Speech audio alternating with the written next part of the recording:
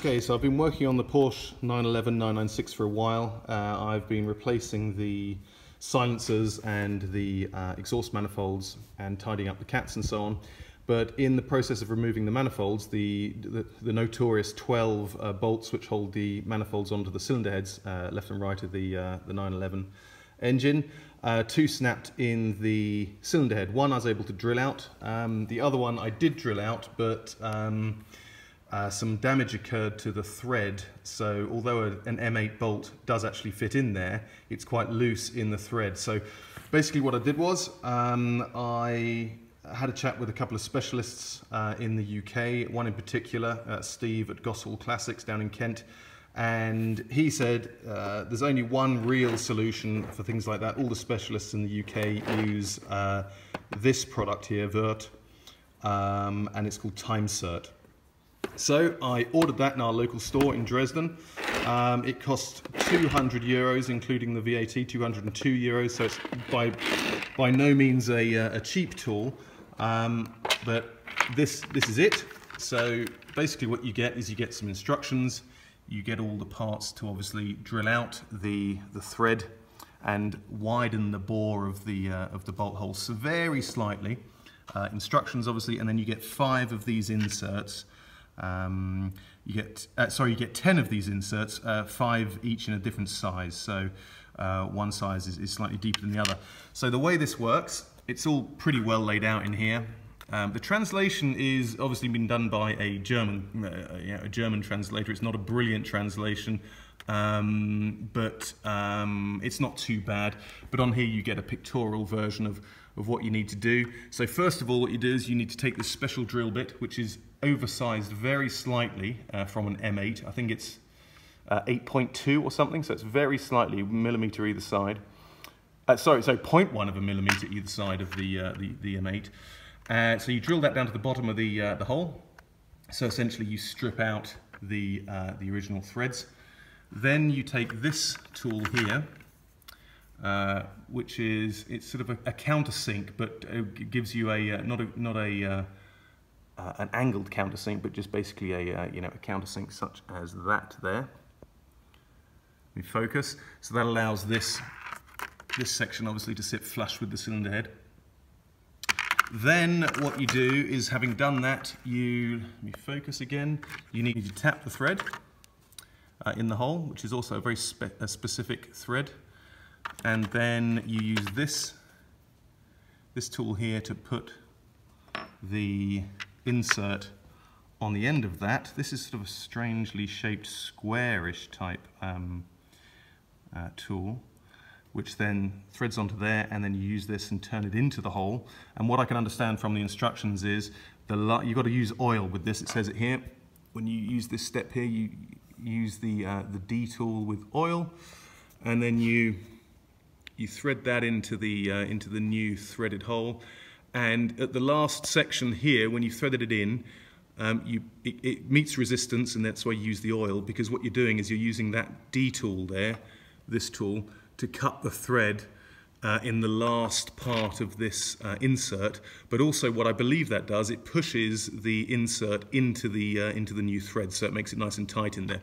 The reason why I chose this, there are a number of solutions out there, V-coil and things like this. There's a lot on the internet, but this one is the one the professionals use. The reason for that is because it's not a one-time use thing. You can open and close the bolt a number of times, which is really important for me, because it's on the manifold, and that's essentially a serviceable part. So even Wuerth do another solution, which is a bit like V-coil.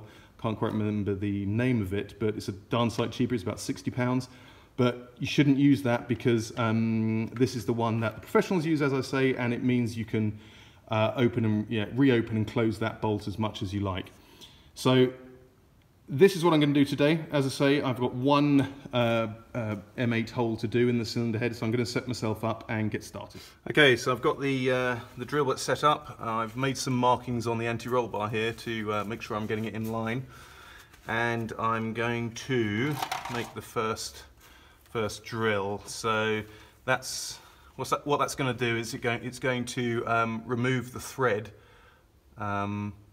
from within the M8. In fact, what I'll do first is, I've forgotten to do that, I've got to mark off on the drill bit how deep to go.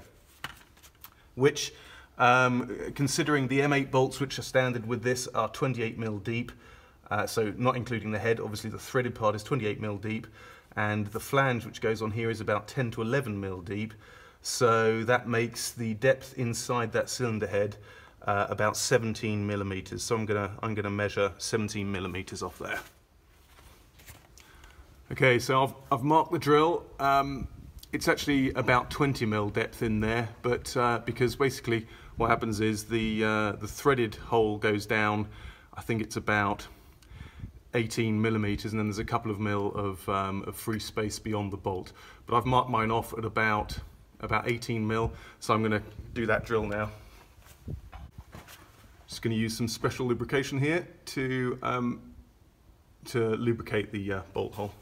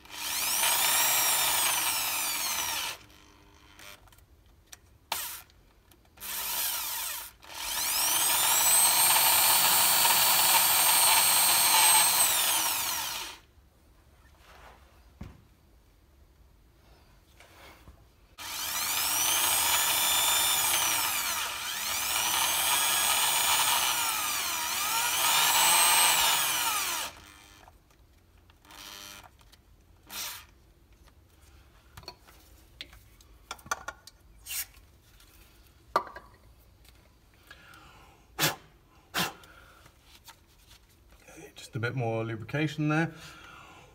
Just get rid of those drill bits there.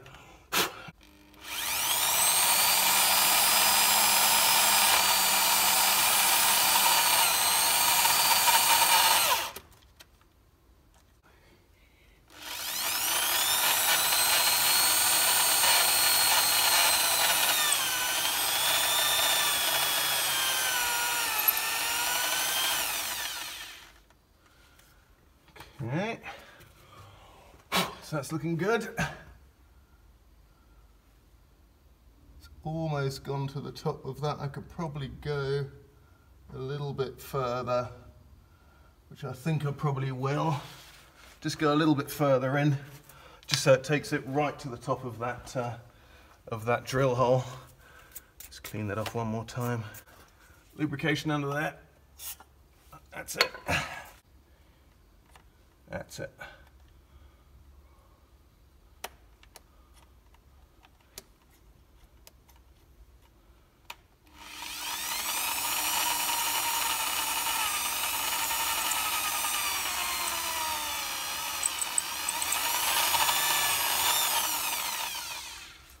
Let's have a look. Yeah, we could probably carry on a little bit further. Yeah, a bit more, and then we will stop, because that's pretty much there. That is an incredibly sharp drill bit. Wow. See, not wearing my bloody gloves again. I've got them on one hand, but not the other one. Typical. Typisch.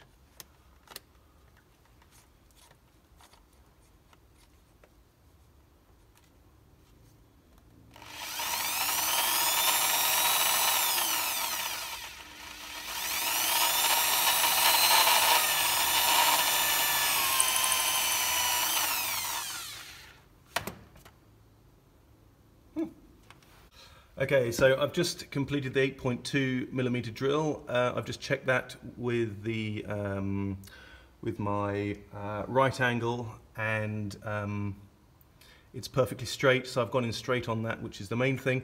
The next step now is to use this tool, which is letter B, so the next one, and to drill a very small insert with this tapping tool. Essentially it's like a countersink, but a 90-degree countersink.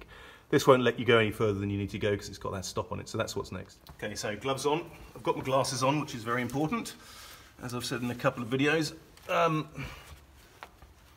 So this is then the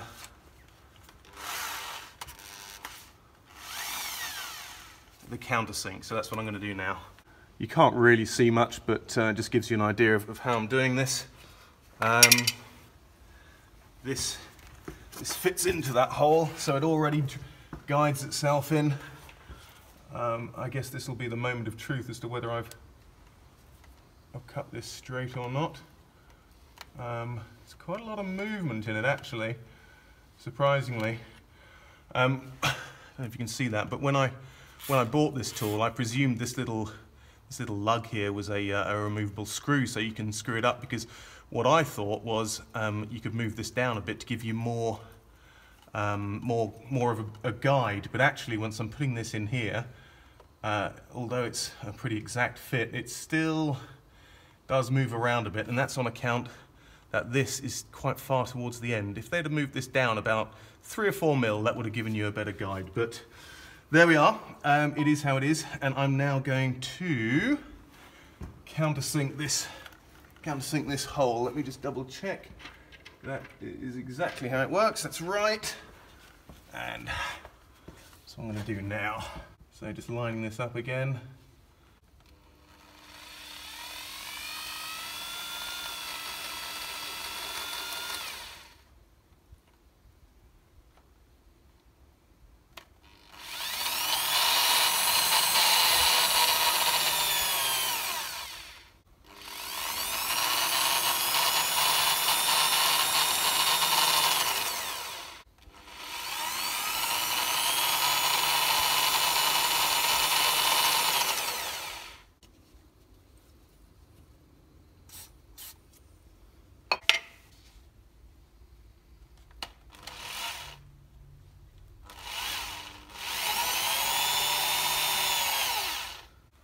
Almost there.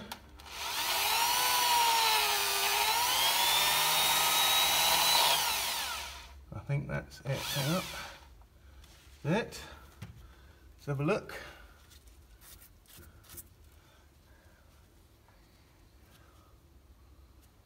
That's it. Let's just brush that off and check that again.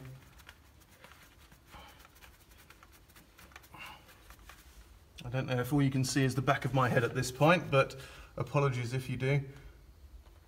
I'm just gonna, yeah, so that is in. So we've done that. Right, let me see if I can show you that now. Okay, so underneath here you'll see that drill bit has countersunk by 90 degrees that bolt hole.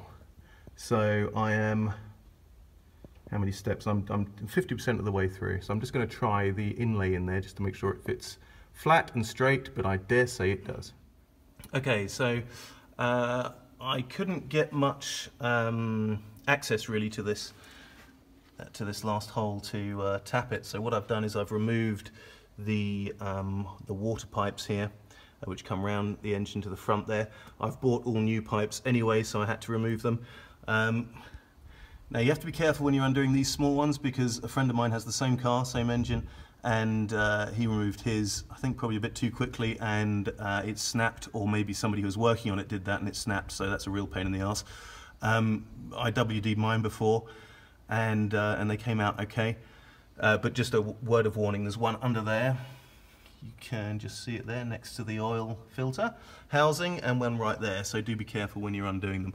Also, that housing, these pipes that I've got in here, these water pipes are original, so don't use a pair of mole grips or something to sort of like to try and force that off, because you will damage the housing. So use something plastic to just sort of insert down through the pipe from the opening, and then spray some WD-40 on there and work it away. Don't use anything metal.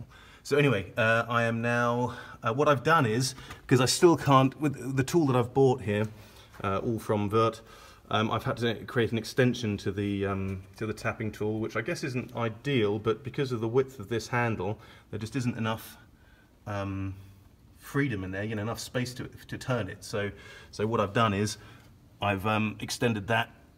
So I don't know if you can see that, extended that, so that'll fit there. So what I'm going to do now is I'm going to put some markings with a right angle to make absolutely sure that I'm going into that hole perpendicular. Okay, so I've lined that up. I've fastened a ruler against the sway bar there, and I've fixed it there, and 12 centimeters from the base it is in line. So obviously on the camera it doesn't look in line because the car is at an angle because it's jacked up at the back, but that is pretty straight. I've checked it from pretty much all angles.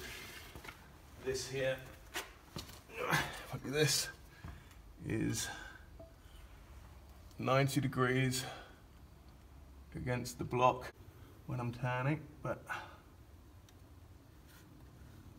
think that's pretty much in line. Let's put a little bit of oil in there.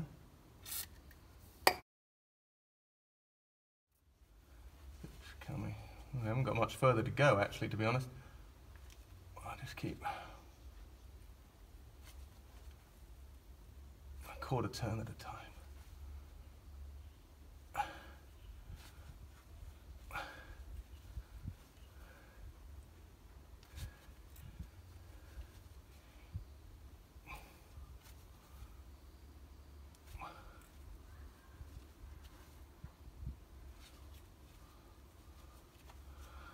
So it's more along the lines of measure twice, cut once here. So although I've put that mark on the tool, I'm going to take it out again and just double check by looking into the hole just to see how much further we've got to go on that. That's it. Clean that out. Let's have a look now.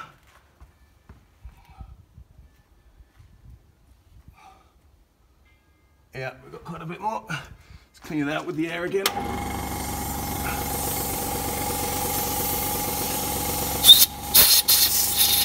This, you can see the recess there, and you can see the new thread which has been tapped the full depth of that hole. I've stopped maybe 2 millimeters before the end because I didn't want to do the thread any damage, so that's looking pretty good. So the next thing is the insert goes in there. So the next thing is to fit this little grommet, I guess, which you can see there. So if the thread is that deep to that mark on that, let's put it in the light here, maybe that way around's better. This line here is where I stopped tapping. So that is pretty good. So I've tapped that far. That'll sit in there, and it'll give a little bit of space at the tip there. So yeah, that's what I'm going to use, because there is obviously a shorter one. The guy at the shop said use the shorter one because we were just going off the maths that we'd worked out, but that I think is too short. I'm pretty confident in using that there. Right, there goes then.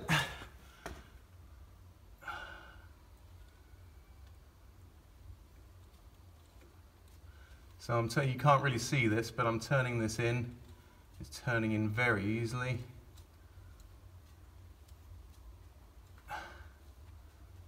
It's turned all the way in.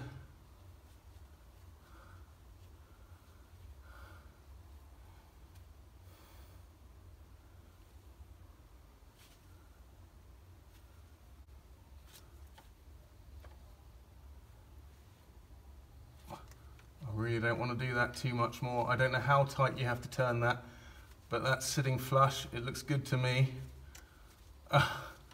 Bloody hell. Pretty nerve-wracking stuff. It's in there. I'm just going to leave that now. I'll show it to you. Let's move all this crap out of the way.